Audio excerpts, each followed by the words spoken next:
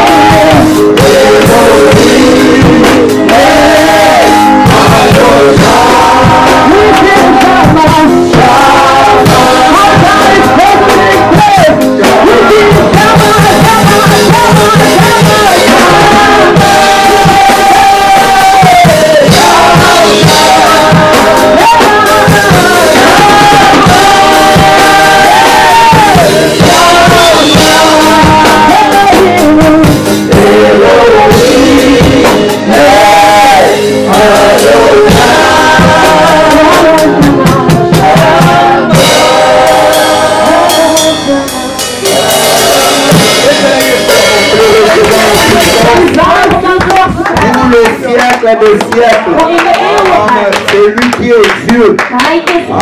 Jésus-Christ est de Nazareth. Alléluia. Nous voulons écouter la parole de Dieu. La Bible dit, comme l'eau fraîche pour celui qui a soif. C'est la même manière d'une parole qui vient d'une terre lointaine. Is dezelfde boodschap dat van een verre land komt. Et nous allons faire appel en wij zullen roepen au pasteur Sami, tot pasteur Sami, qui va prier pour la parole. Om voor het woord te gaan bidden. Il va recommander la servante de Dieu entre les mains de Dieu. En hij zal de dienares van God. Quand l'homme de Dieu s'avance, nous allons acclamer pour la parole. Prions. Tendre Père, nous te disons merci. Merci pour cette opportunité. La Bible me dit, dans leurs angoisses, ils ont crié vers toi. Et toi, le Seigneur, tu as envoyé ta parole. Et ta parole les a guéris. Seigneur de gloire, que cet après-midi, nous voulons recevoir cette parole. Cette parole qui va guérir nos âmes. Qui va encourager nos esprits. Et qui va guérir nos corps. Seigneur de gloire, je recommande ta servante entre tes puissantes et saintes mains. Utilise ta servante. Et je recommande cet auditoire entre tes mains puissantes. Et j'arrête tout toutes forces maléfiques. En ik zet een stop tot alle slechte krachten. Tout esprit qui ne confesse pas le nom de Jésus. Alle krachten die de naam van Jezus niet Que verheerlijken. soit nul et sans effet dans le nom puissant de Laat het geen Jésus. effect hebben in de naam van Jezus. Là où tu règnes, Waar u heerst, c'est là où il y a la liberté. daar is vrijheid. Permet que la liberté de l'esprit Maar de vrijheid van de geest puisse régner dans cet endroit. heerst hier in deze À toi c'est la gebied. gloire et l'honneur Tot u alle glorie en dans le eer. nom puissant de Jésus. In de krachtige naam que van nous avons Jezus ici hebben wij prié. zo gebeden. Amen. Amen. On acclame le Tout-Puissant et l'éternel de la vie Applaudisseer op onze God. Gloire à Dieu. Glorie tot God. Bien-aimés dans le Seigneur, Geliefde in de Heer. nous commis un moment opportun Nu zijn we op het belangrijkste moment aangekomen. où nous voulons écouter la parole de Dieu. Waar wij naar het woord van God willen luisteren. Et la personne à laquelle nous avons reçu, Een persoon die wij hebben ontvangen vandaag c'est une grande servante de Dieu. is een grote dienares van God. Elle vient de très loin, Zij komt van heel ver, de la Belgique. van België. Et elle est vraiment un canal En zij is zeker een kanaal. de bénédiction cet Het is après-midi een kanaal pour van nous. zegening voor ons deze middag. Elle est vraiment dans un grand ministère. Ze is in een grote bediening. Elle travaille aussi avec la famille Blessing. En zij werkt samen met de Blessing Family. Et c'est au travers de l'évangéliste John Masba En door middel van evangelist John Maasbach que nous avons trouvé la grâce hebben wij genade gekregen. de recevoir cette servante de Dieu. Deze dienares van God te ontvangen. Je vais vous demander s'il vous plaît de vous lever Ik vraag aan jullie allen alsjeblieft om op te pendant que staan. nous recevons Op het moment dat wij ontvangen la servante de Dieu, de dienares van God, pasteur pastoor Génia. Eugenia, Elle s'avance. ze mag naar voren Et on komen. acclame We le applaudisseren Seigneur. voor de Heer. Gloire à Dieu. Glorie tot God. Praise be to our God. Amen. Do you understand English? Est-ce que tu peux écouter les mains? English? Combien de personnes vont comprendre l'anglais? Praise be to our God. La gloire soit rendue à notre Dieu. Broeder Léo, allemand Nederlands? Nederlands? Ok. Il y a quelqu'un qui peut être à côté de lui pour l'interpréter. Hallelujah. Nati, tu peux être à côté de lui. It is a wonderful opportunity to stand before the children of God. Please be seated. Oezali opportunité malamu kotelema liboso ya peuple de Dieu tokokofanda. And it is really a blessing to come to Blessing Church. Ezali vraiment lipamboli koya na kati ya église otobengi bénédiction. As tomorrow you will receive Evangelist John, please give him my many greetings. Lobi tango boko yamba evangeliste John bopesa ye pena ba salutation na ngai. Amen. Amen. A little bit of introduction of who I am. Nalingi na introduit muke o nga nazali. My name is Pastor Eugenia, with a very long last name. Komo na ngai ezali Pasteur Eugenia. Poste no na nga tokomba libote eza mulai. I'm a child of God. Nazali mwana na Nzambe. And I'm also married. Na bala. I have 6 children. Naza na bana 6. And I also have 6 grandchildren. Pe naza na 6 petits enfants. I'm actually expecting number 7. Naza na bandai ko espérer chiffre 7 before the end of this year. avant la fin de cette année. I also am the president of Koinonia Ministries. Nazali présidente ya Koinonia Ministries. Based in Belgium.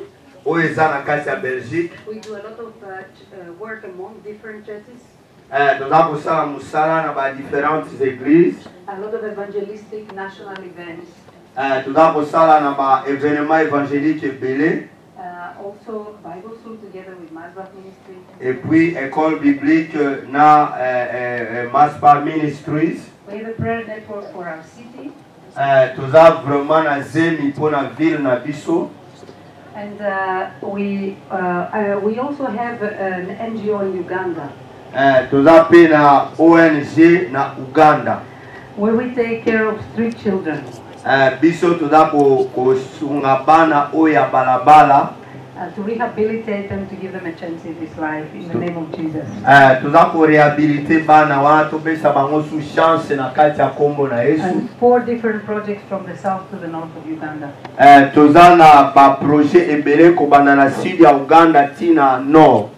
I'm the regional leader of the Union of Pentecostal Churches in my country.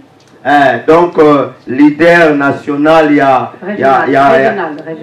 leader régional, il y a ministère nabiso, azana mboka nabiso. And I'm also a senior pastor of Agape Church.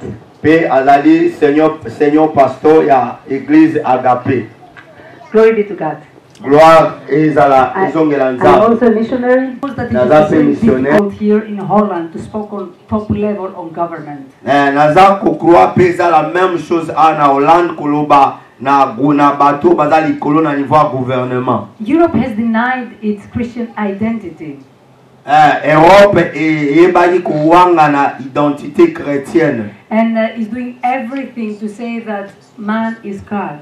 Bazako sala tout pour que bako kakotalisa batu ke mutu nda azali nzambe. Maybe when we hear today the preaching of God, peut-être lelo tango tozoyoka na tina na prédication ya nzambe. Probably it is 9% foreigners. Peut-être 90% na bango baza ba étranger.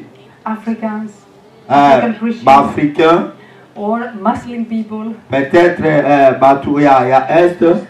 All kinds of different nationalities. Différentes nationalités. They are proud to believe in God. Baza vraiment très fier ya kondimela nzambe. But the truth of the matter is, for the majority of the European people, Kastekati na majorité ya ba européen, to be a believer is like equal to be stupid. Pona bango kondimela nzambe eza lokola oza mutu aliboma. And I don't think it is strange. Étrange. There is a very big difference between a European and an African. Différence entre ba européen et ba africain. I travel several times a year to Africa. Na voyager mbale belé na Afrique. To Uganda, to Nigeria, where we have a Bible school also. Na Uganda et puis toza na école biblique na Nigeria. In other countries. And you can see the big difference between Europe and Africa. When you read something in Europe, you just have to go for it. If you are sick, you go to the doctor. If you are found without money, you go to the government. Gouvernement. If you need education, you go to school. Classe. If you need a job, you go to a special office. But for the majority of the people in Africa, it is not the case. I know how many young people are begging to get an opportunity to study in Africa.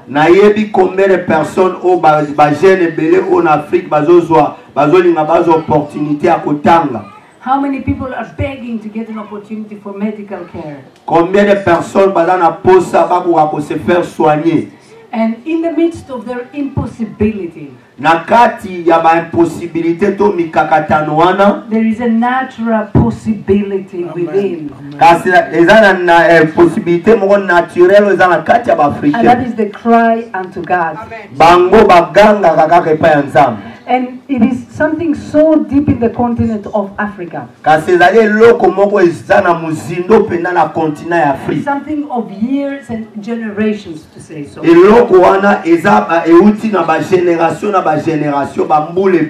That man seeks to find always in the supernatural an answer for his impossibilities. We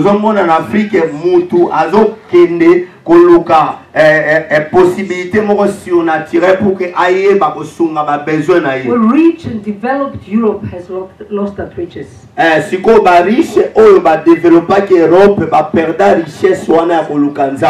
I would cry out on the street, to God, for God, all things are possible.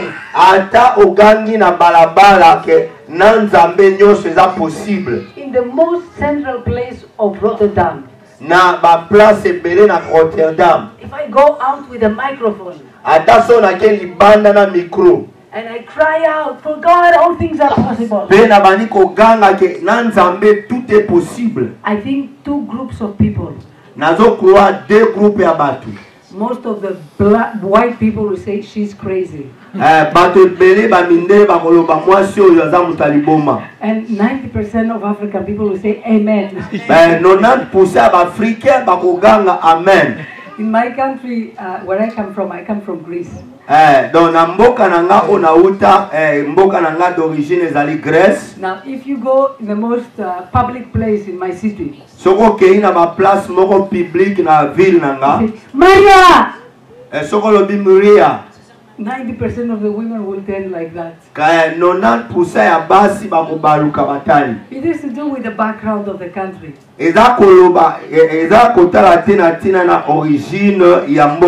They are Orthodox Christians. So they believe in Mary. You call Maria. 90% of the women say yes, please.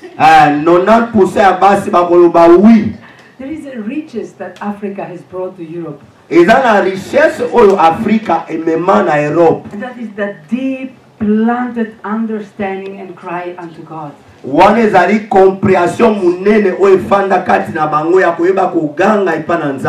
I know for most of us, we can come to Europe and believe that Europe has so much to offer us. I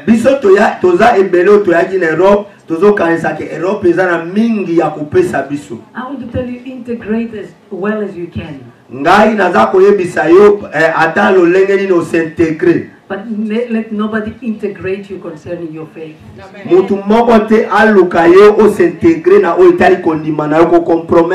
Be crazy in believing God. And pass that fire on to your children. This is a great inheritance that Europe is so much in need of. And I want to tell you that we live in times that are very, very, very important. When you look at the signs of the times, you cannot fail to understand that we live really in the last times.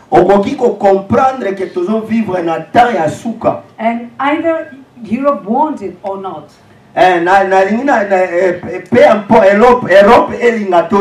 She will have to come to the understanding that with God all things are possible.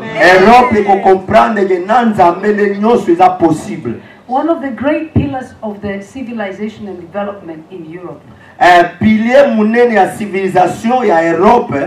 probably the Western world altogether. The Western, l'Est, l'Est. Donc, Est et Europe. Monde occidental. Monde occidental, oui. It is Greece. Grèce. And you can see that with the crisis that is now taking place in Greece.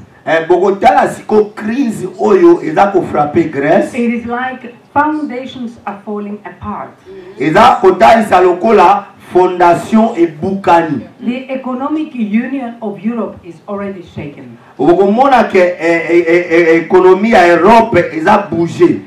what Europe was sure of, Europe is starting pulling off. We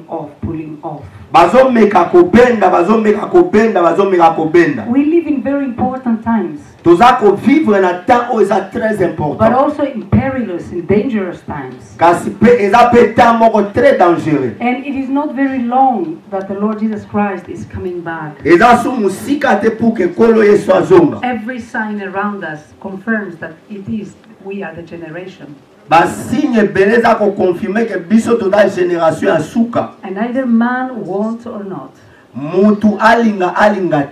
God is going to confront this continent in faith.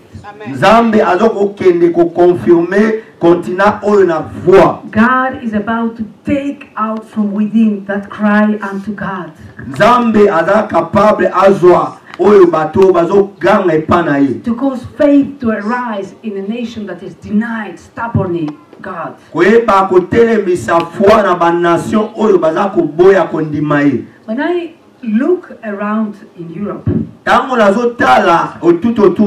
you find that more and more the cities are really congested by African people and foreigners. Bokomona ke ba ville belé eza contrôlé et pas ba africain et puis ba obaza ba pauvre. And I believe that a lot has to do with God bringing a confrontation to the European continent. Na ebiete nzamba la komema confrontation entre ba africain na ba européen pona komema confusion mo resongo. God wants to return Europe on her knees. Nzambe azana posa azongise Europe na mabolongo na ye. God wants to prepare Europe for his coming back. Nzambe alingi a préparer Europe pona retour ya Yesu. And it's not going to be comfortable.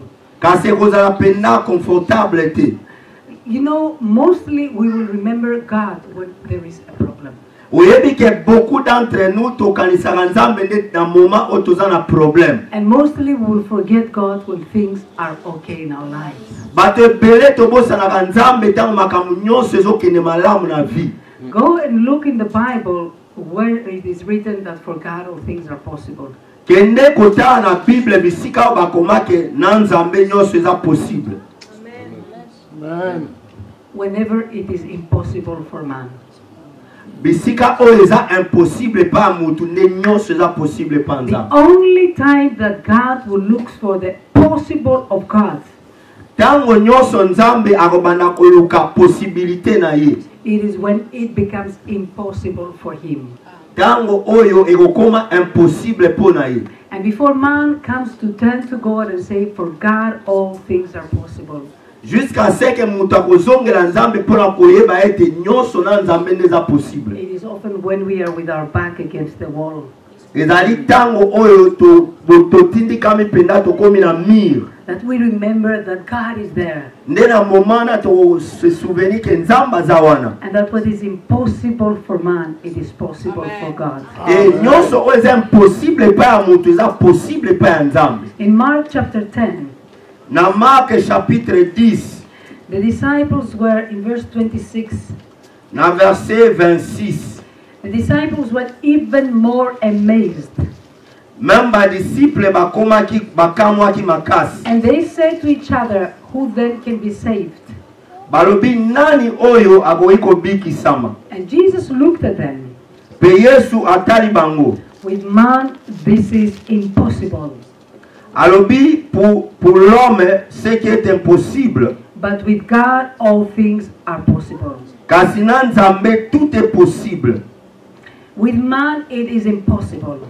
Na mutu nyo eza impossible, mais kasi na Nzambe te. All things are possible with God. Nyonso eza possible na Nzambe. And the human nature is always tending to take the upper lead when things are possible for us. Mutu alinga kozwa le devant tango makambo nyonso eza possible pona ye. And as long as the possibilities are there, tango ba possibilité za wana, we forget about God. Biso tobosanaka Nzambe. And we have a tendency to become ourselves God. Biso siko tokoma akozwa tendance ya kokoma banzambe. That means to lead our lives. To have the illusions that we are the providers of our lives and families. To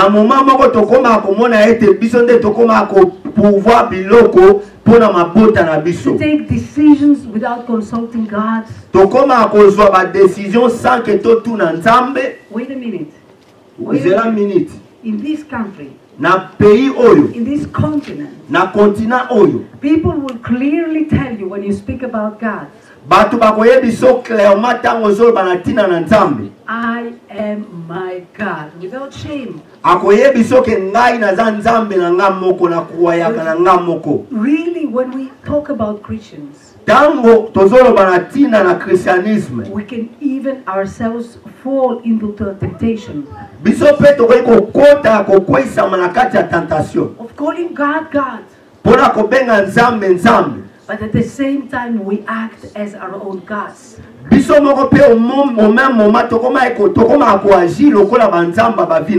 we don't allow God to be God in our lives. Because we don't allow God to be God in His church. Because we don't look forward for God to be manifested in this city as God. Because we don't fall on our knees until God shows Himself up in this nation.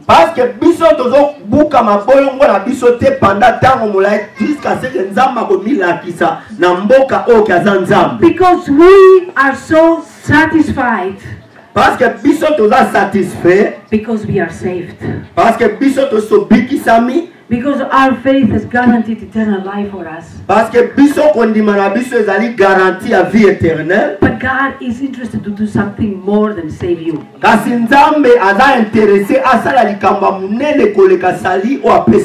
God is interested to do something more than serve you. But God is so much more interested than having church service with you and I. Nzambe aza très intéressé na kozana service na biso, donc aza plus intéressé que azana biso na oesika. The Spirit of God is moving throughout the earth. Molimo na Nzambe aza kotambola na se and He's looking for those who fear Him. Azoluka ba oyo bazobanga ye. He's looking to find someone that is more willing than just being blessed. Aza na mutu anana bezia mutu aza prêt. He's looking for somebody that wants something more than getting something from God.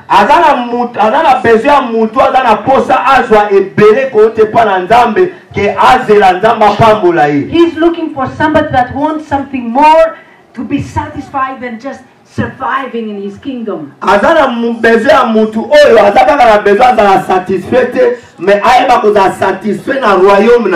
God is looking for somebody that wants to be transformed to a channel of His blessing. God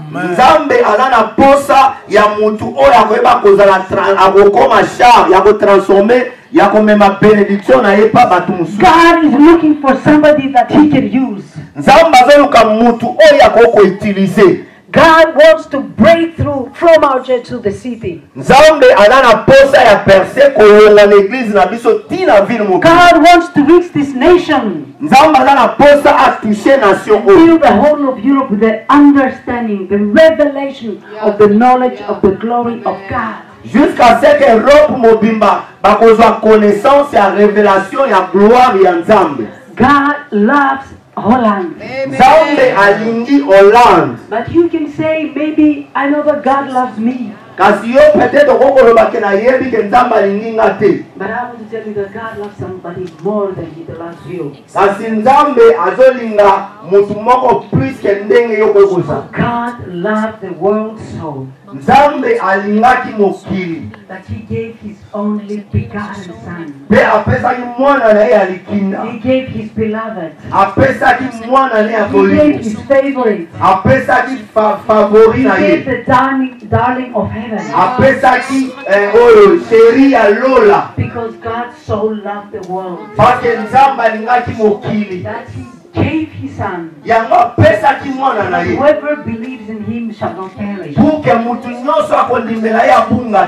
everlasting life. I just want to tell you today that God is looking for you. God is knocking at the door of your heart and your church.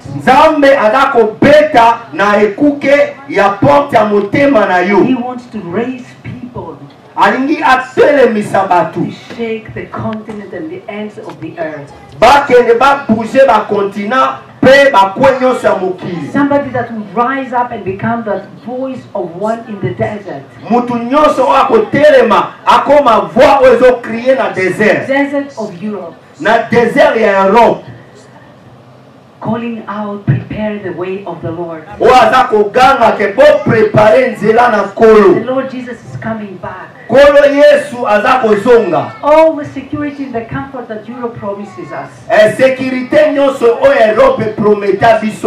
is coming to nothing. So sécurité en comment est l'autre côté. Terroristic attacks are already a small taste of that. Attaque terroriste c'est au salema à tout moment. And what you see right now is not going to be there tomorrow. I know that it is so tempting when we come to a country like this. To focus on building a life for us. To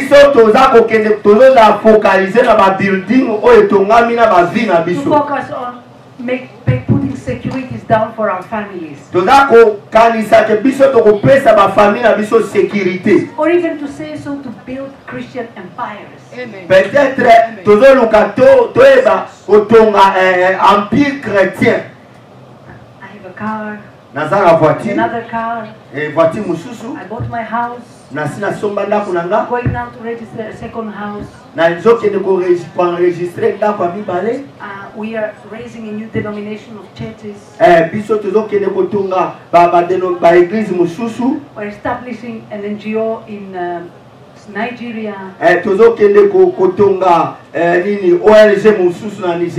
Ghana is calling for a new work. Israel is calling all the time. It is so easy to get caught up in building empires here. Facile ya kutunga empire ya building hour. But there is an urgency. Kasizana urgence. I like the churches that are neat. Nazana besoin ya église oyo nalingaka. We are praying to get a building, our own building for our church. We are praying for our own. Sometimes the buildings are really captivating us, imprisoning us.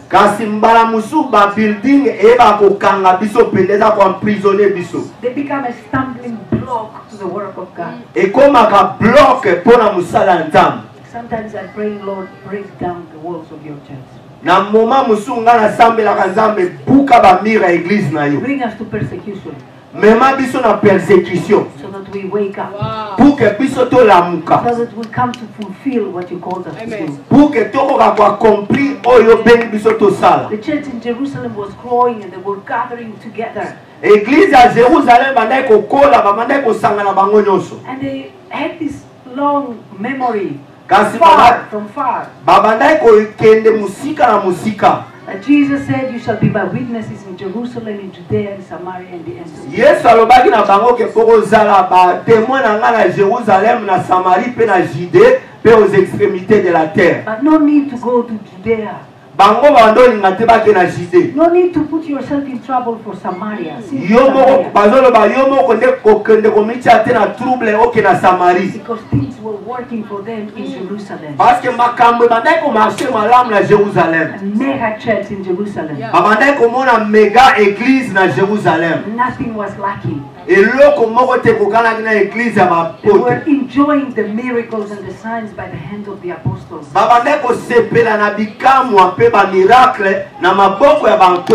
Oh, how many Christians are not addicted to signs and miracles? Combien de chrétiens How many churches are not addicted to prosperity? Combien d'églises bloquées na prospérité? Our testimonies have become, God, what have you done for me today? You gave me a better job. I have a better car. I've been healed. We bought a house.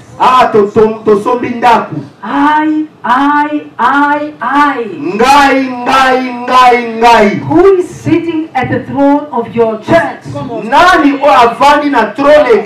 is sitting at the throne of your life? We have become Christians that is all about me, myself, and I. We are so happy. Because God heals, God delivers, God saves.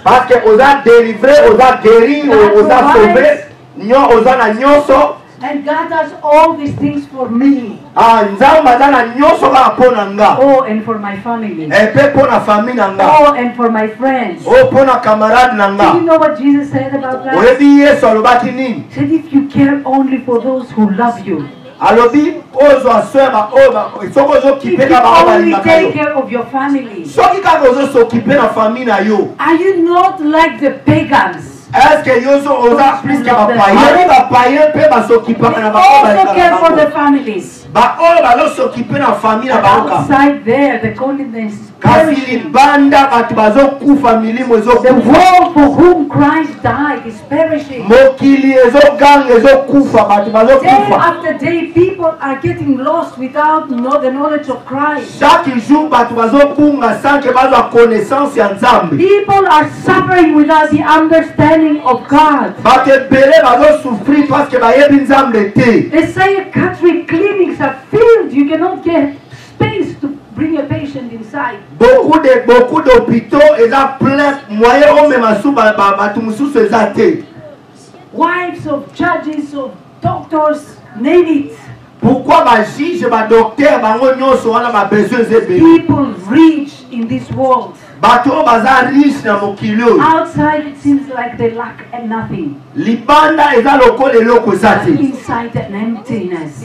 Kasi na kati na bango baza na eloko te. Poor, desperate, desolated. Baza ba pauvre, baza désespéré. Without God. Baza na eloko te sans Nzambe. Waiting for somebody to tell them about Jesus. Baza zela mutu moko ayebisa bango na tina na Yesu. Expecting and hungry, anticipating for the revelation of the sons of God. Bazo zela bazwa révélation ya ba fils de Dieu. Where are the sons of God? Where are the sons of God? They are busy feasting in the house of the brother. They are busy feasting in one house. They are busy entertaining ourselves in our church. We have made the kingdom of God our churches. We have transformed churches to our empires. And people outside there are perishing. Do you know what God did? When the children of Job were gathered in one house to feast,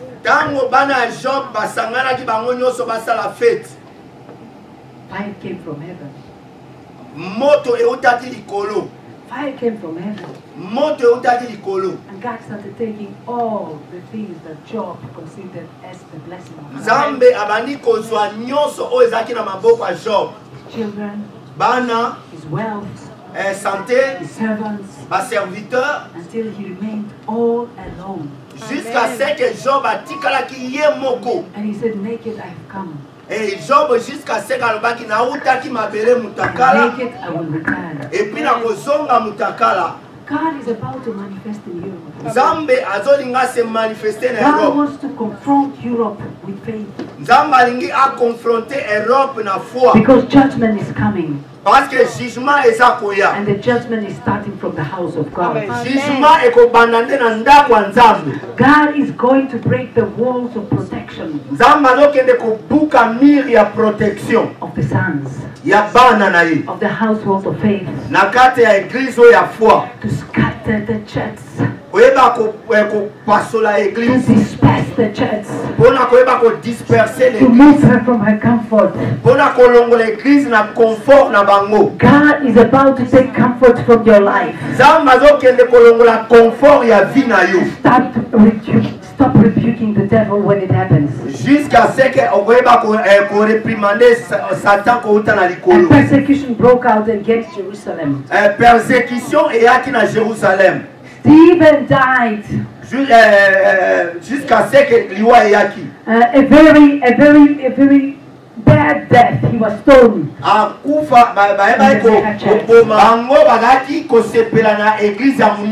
The commandment of Jesus.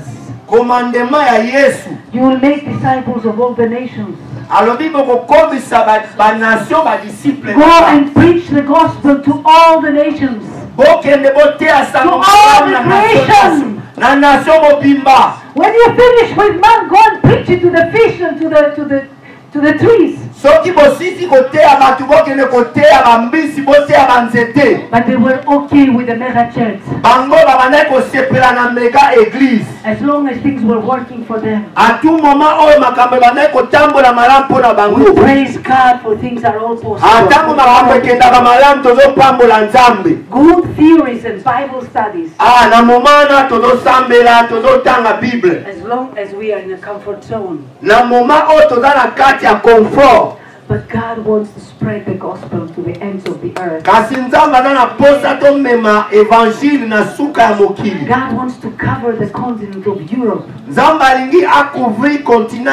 with the knowledge of the glory of God.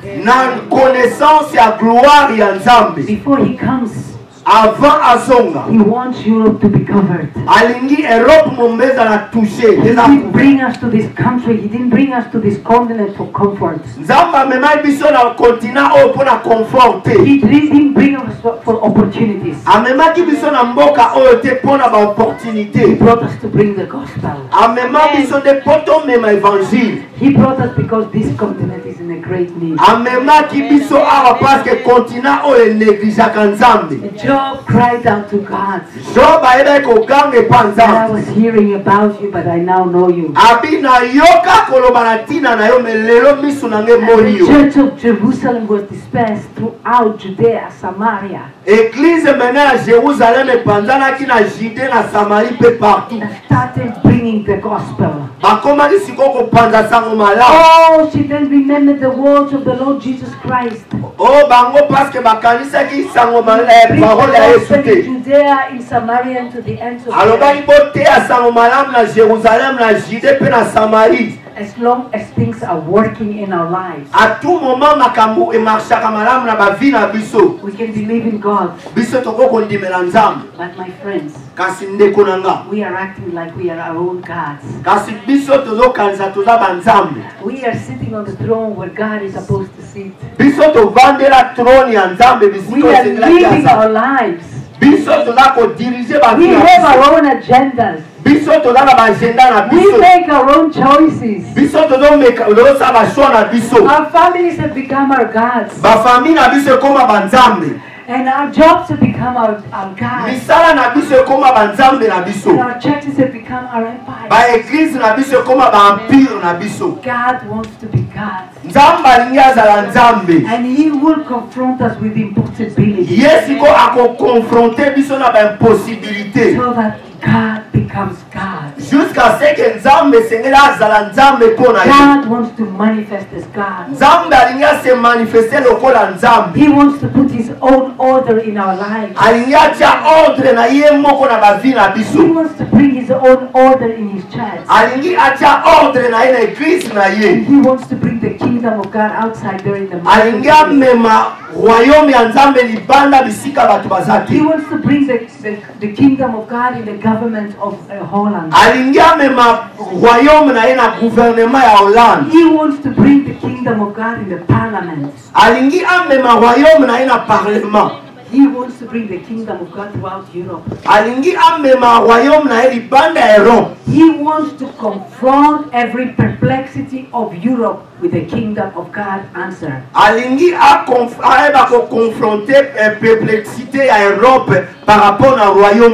Judgment is coming. And it will start from the house of God. God is about to confront Europe with a lot of controversies.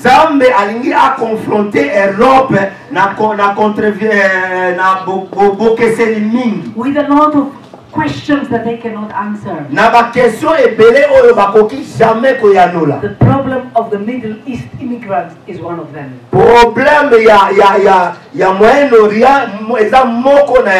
And God is looking for those who fear Him. God is looking for those that are willing to rise up and be an answer to the questions of Europe. But as long as things are working, we are comfortable in our our chairs. Biso toza na confort na bakiti na biso. Very comfortable chairs. Ah, bakiti kitoko po na église. Very comfortable chairs. Ah, ba église pena confort, ya confort. The most popular ministry in the church worldwide. Ah, sorry. The most popular ministry in the church worldwide. Donc na ministère ezali ya munene na monde mobimba. To occupy chairs. Ezali ko occuper chairs. To fill chairs in the church. Kotondisa bakiti na église. 90% of Christians are doing that. 90% ba chrétiens bazo sala ngo na ba église. 95% of Christians. 95% ba chrétiens are occupying chairs. Bazo ko s'occuper, bazo vanda ndi na bakiti na église. But God did not call us for the 10%. Kasi Nzambe abenga biso même 10%. He said Christ has made us to be a priesthood. Amema Bible lobi asalaki biso toza na royaume ya sacrificateur. Royal priesthood. Biso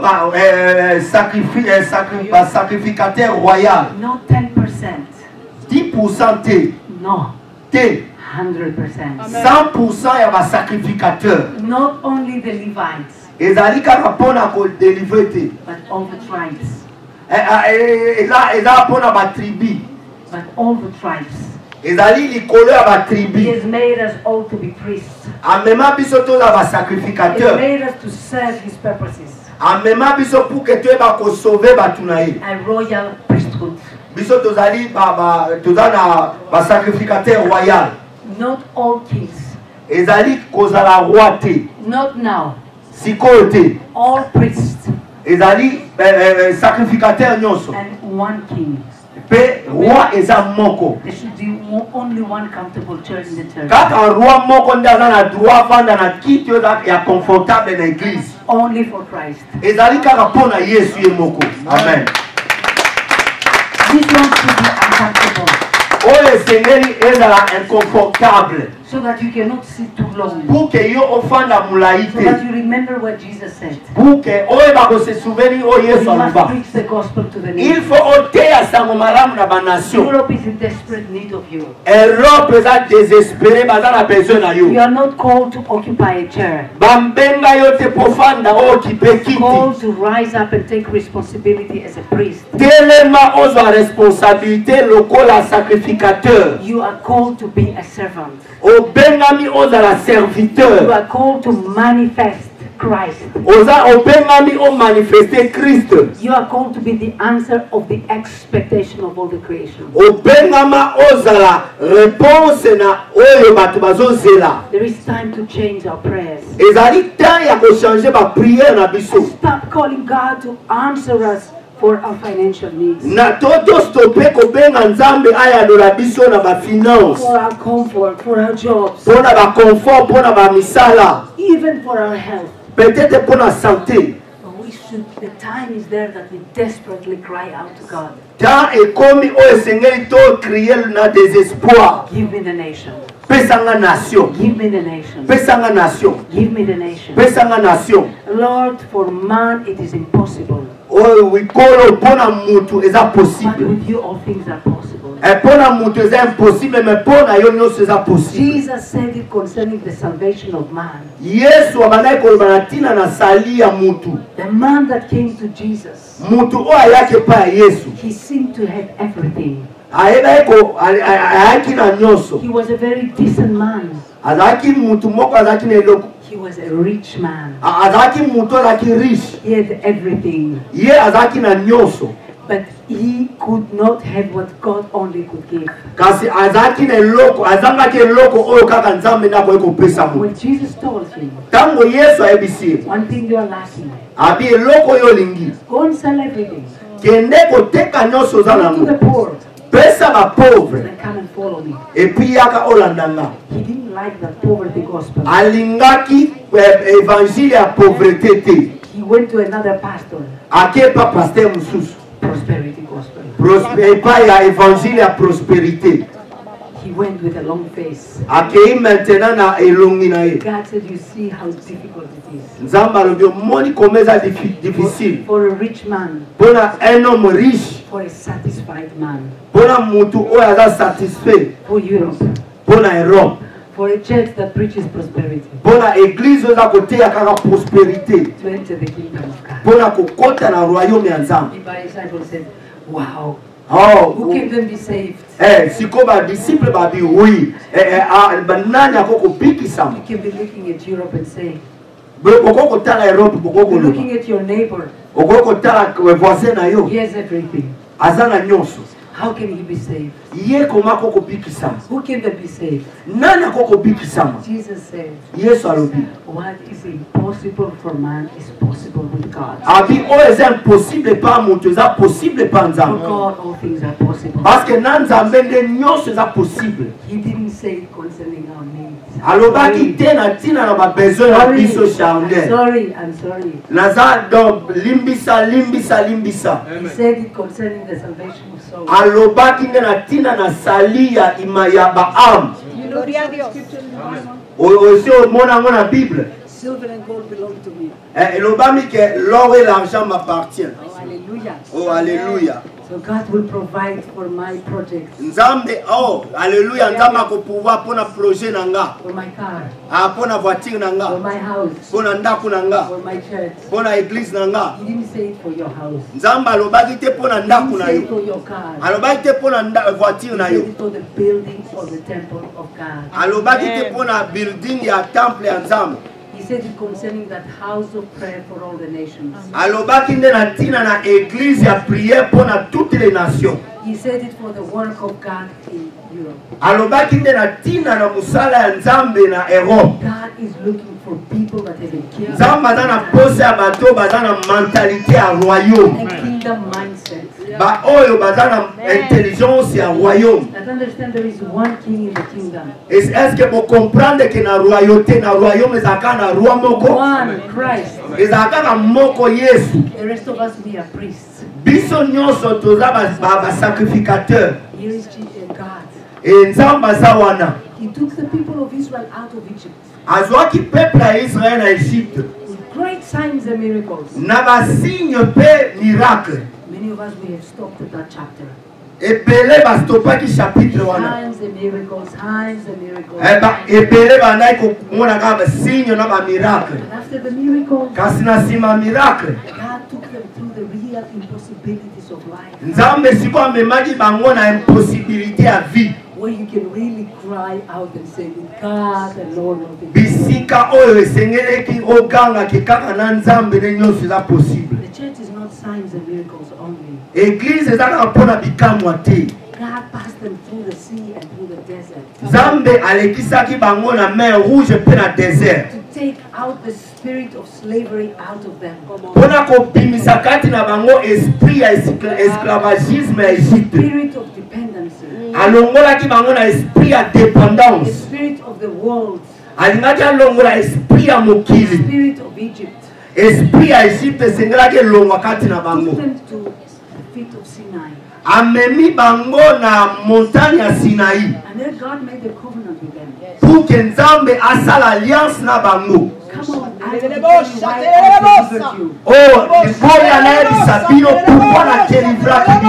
want to tell you what I'm bringing you. And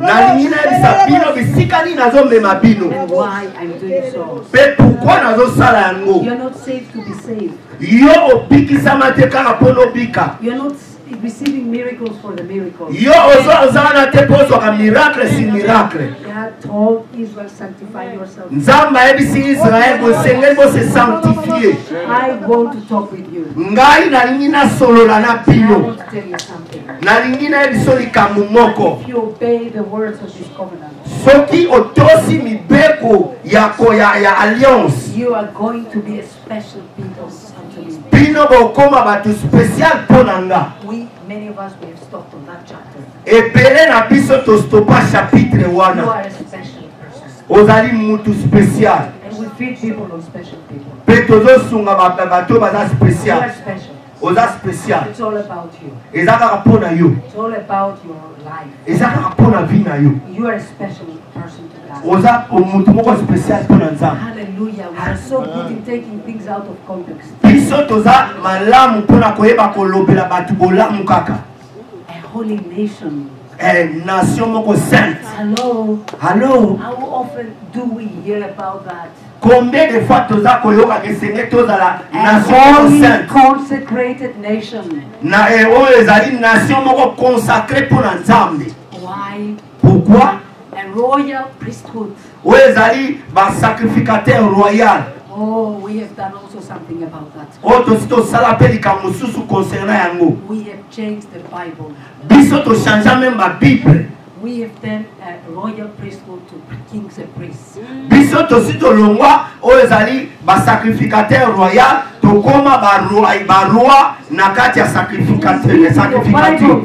To koma ba Bible na biso. I was reading Revelation one day. Na banda kotanga Révélation jour Chapter moko. 1. Na chapitre 1. He has made us kings and priests. Asalaki biso ba roi pe ba sacrificateur. That cannot be. Nabi oh ekosali mabote. This is a mistake. O ezali erreur. I took the Greek ground text. Na zwi sikoyo traduction grecque. And I read Pe na tangi na grec. a kingdom and priests. Ba roi, royaume pe ba sacrificateur. He had made us a kingdom. Asala biso royaume. Not kings. Ba roi te. A kingdom. Asala biso ne royaume. Priests.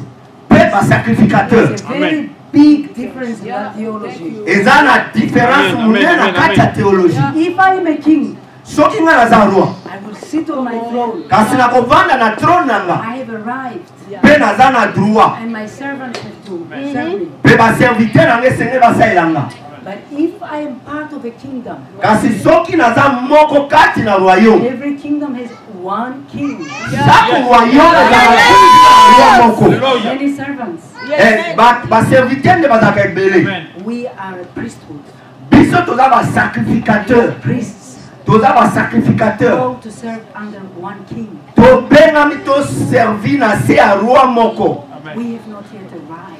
Biso kutu na tokomi te. We are about to sit on thrones. Toza nde kokende toke kofa na There trône. is royalty inside us. Parce que eza na makambo moko royal kati na biso. But serving as a priest Kasi koservi lokola sacrificateur is the pathway to royalty. ezali nzela ya kokende na royauté. Do you know who are the ones that will sit on thrones? Boyebi nani oyo akofanda na trône?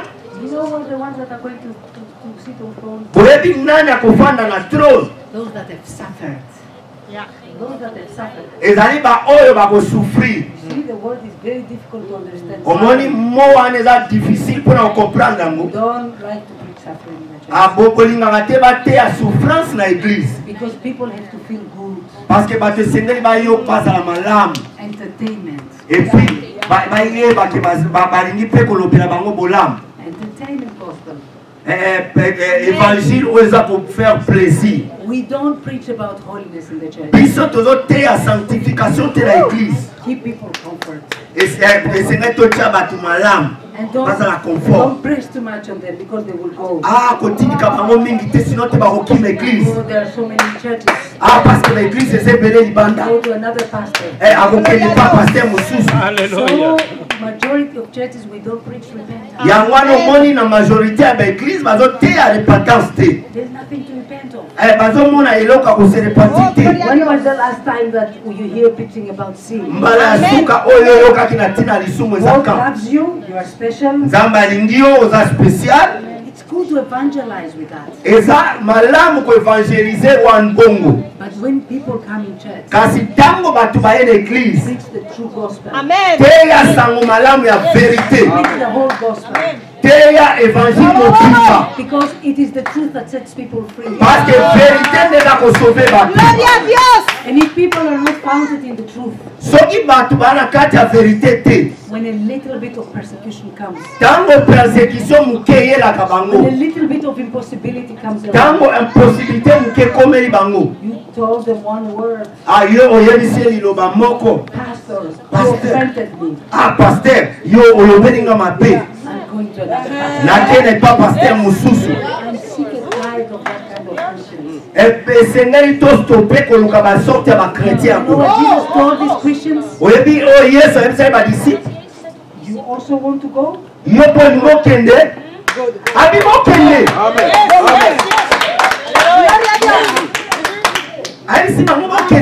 In my country we have an expression. Say the door is unlocked. And we have already chained up the dogs. Free, go. I'd rather stay with 12 people in my church. But when I'm done with them, they will turn around the world.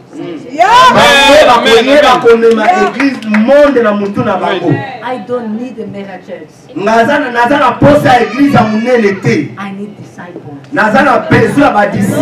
Amen. Amen. You know what Jesus said? To the crowds. The crowds were following him. And come on now, every pastor thinks I arrive. The crowds are following me. Signs and miracles. I have arrived. Let me prove the throne. Receive now.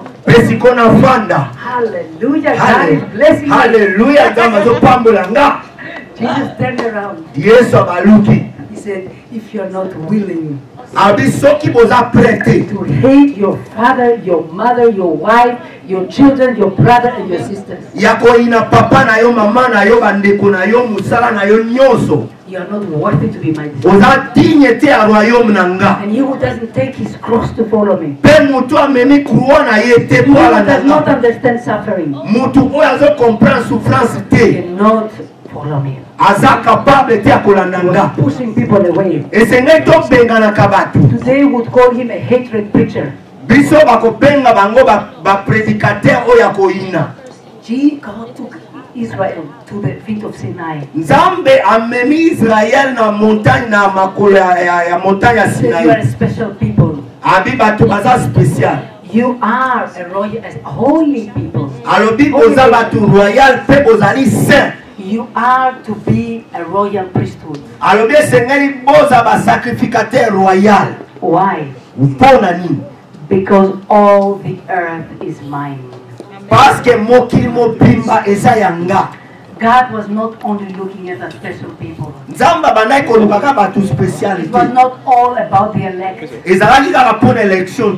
God saw the nations.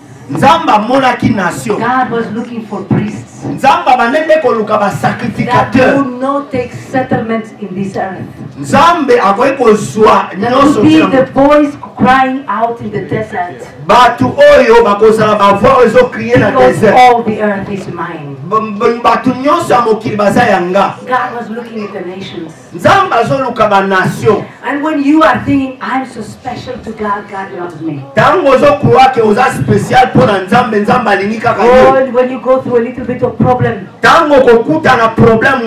God, you don't love me.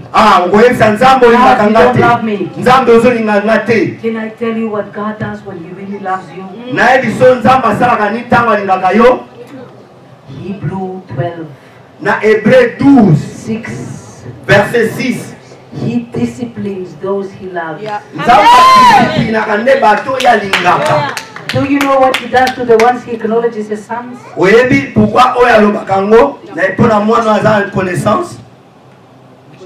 Question. The ones He loves, He really loves. He fills them with blessings. No. I have not found one single Bible that translated this word as it really is. He lashes them. He lashes them. That's what the Bible says. There is not a single translator that was bold enough to translate that word.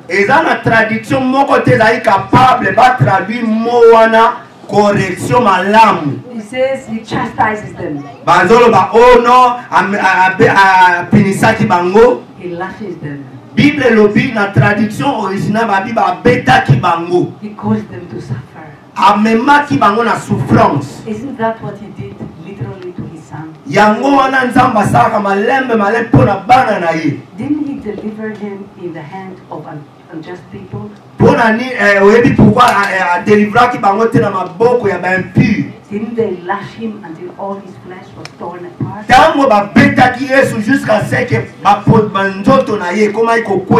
Where was the love of God when Jesus was suffering? You are a special nation. Because all the earth is mine. Through my beloved. Through the one I love. He will fail to receive 100 times back in and eternal life. You are created for eternity. Unless you are willing to sow what is perishable. You cannot harvest the imperishable. Unless you are willing to sow your life now. You cannot inherit it later. We serve a great rewarder.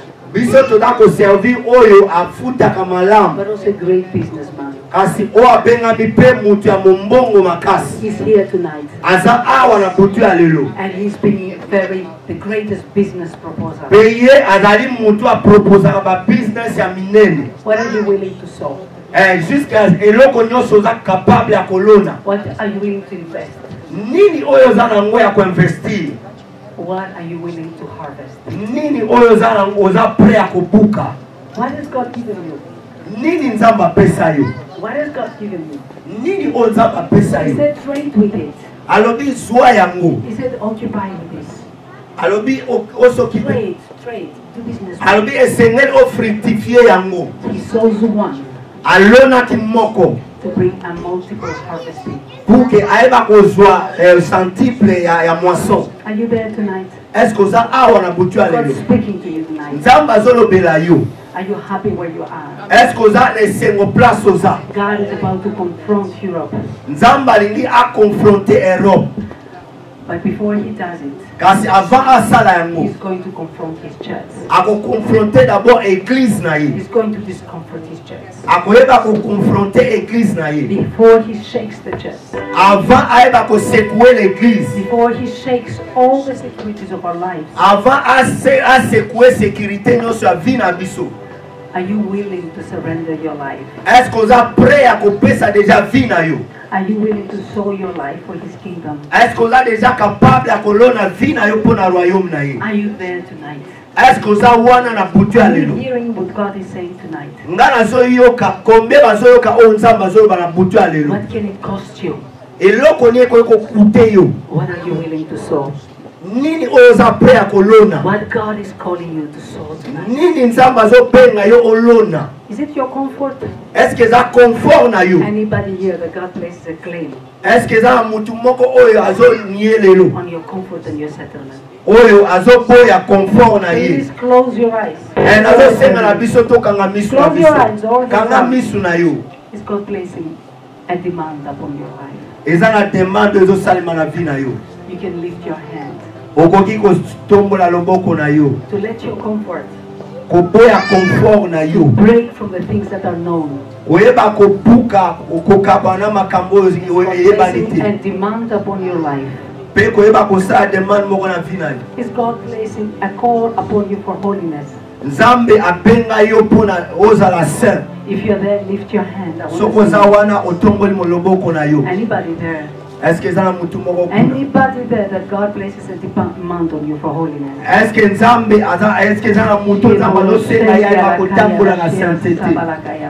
Just lift your hand. Anybody here? God is asking you, what are you willing to lay down? So that his kingdom may break through. Rotterdam is waiting on you. Holland is waiting on you. Europe is waiting on you. The whole of the creation Et création mobimba. Is eagerly expecting the revelation of the sons of God. Eza kozela manifestation et révélation ya peuple na nzambe. Because all the earth is mine. Parce que mokili mobimba eza yanga. I want to see the priest tonight. Na ingine na mona ba sacrificateur na butu ya lelo. Just wave your hand. Na ingine na mona nde ba sacrificateur ba balancer maboko na. Wave your offering before the Lord. Bouger loboko na yo liboso ya nzambe talisa ye. Wave your life before the Lord. Pesa bouger vie na yo liboso ya nzambe. When Jesus saw the impossibility of the world. Tango Yesu amonaki impossibilité ya mokili. How the world was being lost. Koma mokili ebungaki. He said, in sacrifices and blood you were not satisfied. But the body you have prepared for me. Then I said, here I am. Here I am, Lord. I've come to do your will. Are you there as a priest today? Wave your life before the Lord. He's not asking the 10%. He's asking your everything. Until every impossibility is turned around to possibility. Until we become the challenge of Holland. The challenge of Europe. The answer to the nations of the world. God's wisdom manifested in His sons. Hallelujah. Hallelujah. If you are there, just come to the front. Are